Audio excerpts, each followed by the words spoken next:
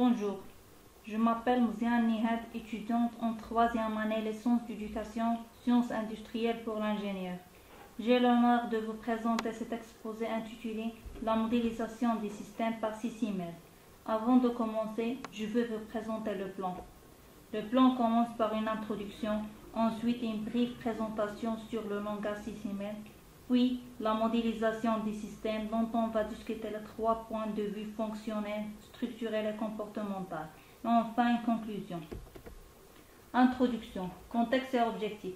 Les sciences industrielles pour l'ingénieur ont pour objectif d'être capables de prévoir, simuler des performances sur les systèmes complexes, souvent pluritechnologiques.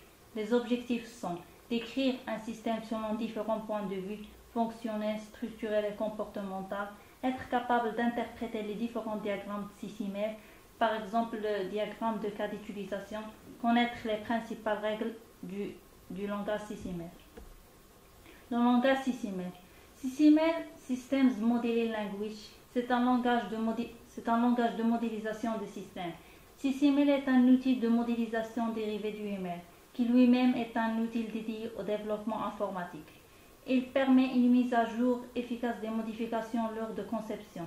Elle évite tout problème de communication, cause de retard dans l'élaboration du système.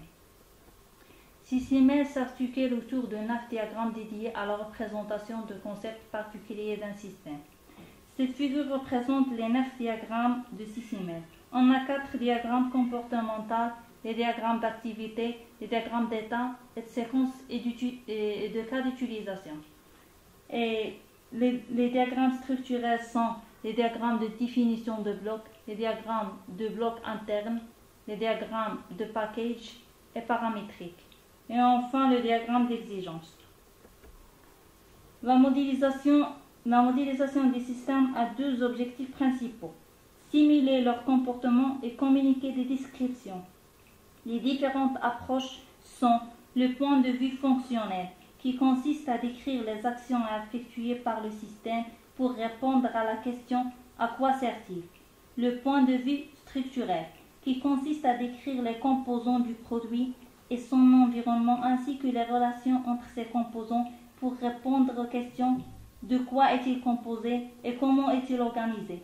Le point de vue comportemental, qui consiste à modéliser le produit et son environnement au sein d'une théorie afin de répondre par la simulation à la question « Quelles sont ses performances ?» Le point de vue fonctionnel. Par exemple, je vais discuter le diagramme de cas d'utilisation. L'objectif de ce diagramme est de montrer là où les fonctions réalisées par le système du point de vue utilisateur au milieu extérieur. Ce diagramme répond à la question « À quoi sert le système ?» Quel service rend-il aux acteurs? Cette figure représente un exemple. Le système à étudier est celui d'un distributeur automatique des billets. On a 2 acteurs, le client et l'employé. Un client peut effectuer un virement, retirer de l'argent, consulter son compte. Les employés peuvent effectuer les mêmes opérations que les clients. Ils se chargent aussi d'effectuer des opérations de maintenance. Toute personne qui interagit avec le système doit s'authentifier. Le point de vue structurel. Par exemple, j'ai choisi le diagramme de définition de blocs. L'objectif de ce diagramme est de définir la constitution matérielle du système. Par exemple, on a ici le vélo de promenade. On a 3 blocs, le vélo, roue et panier. Le bloc principal vélo de promenade est la hiérarchie des blocs qui le composent.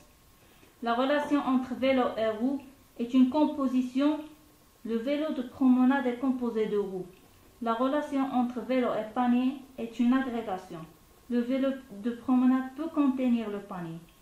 La relation entre le vélo et la roue est que le bloc principal vélo est composé de roues, une seule roue avant et une seule roue arrière. La relation entre vélo et panier est que le bloc vélo peut contenir un panier. Le vélo de promenade possède de 0 ou 1 panier. Et le panier peut contenir de 0 à plusieurs bagages. Le point de vue comportemental. L'exemple est le diagramme de séquence. L'objectif de ce diagramme est le suivant. Pour chaque cas d'utilisation d'un système, on peut décrire plus précisément quelles sont les étapes successives qui permettent de rendre le service prévu. C'est donc un enchaînement d'échanges, des interactions dont la nature est précisée entre les acteurs et le système. Le déroulement normal d'utilisation d'un distributeur automatique des billets est le suivant. Le client introduit sa carte bancaire.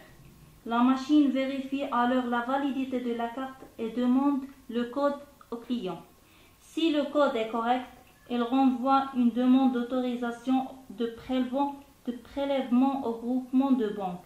Ce dernier renvoie le solde autorisé à prélever. Le distributeur propose alors plusieurs montants à prélever.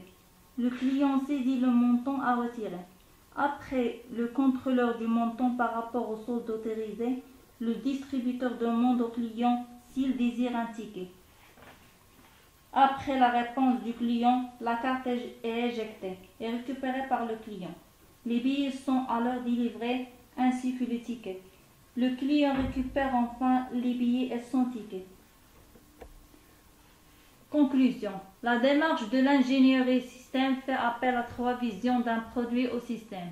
Fonctionnel permet de décrire l'expression du besoin et la réponse en termes fonction et de cahier de charges.